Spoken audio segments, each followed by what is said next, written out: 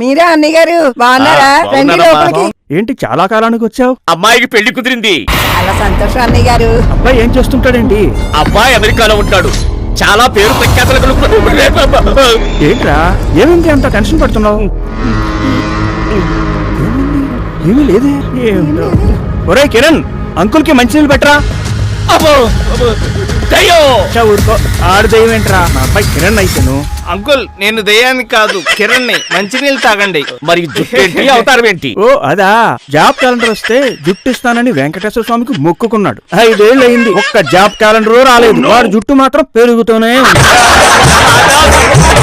ఈయనున్నంత కాలం job calendar కాదు కదా, తారీఖుల calendar కూడా రాదు. ఇంకా 2 నెలలు ఆగండి, మన చంద్రబాబు నాయుడు గారు వస్తారు, అందరికి జాబులు ఇస్తారు. వస్తాను మరి.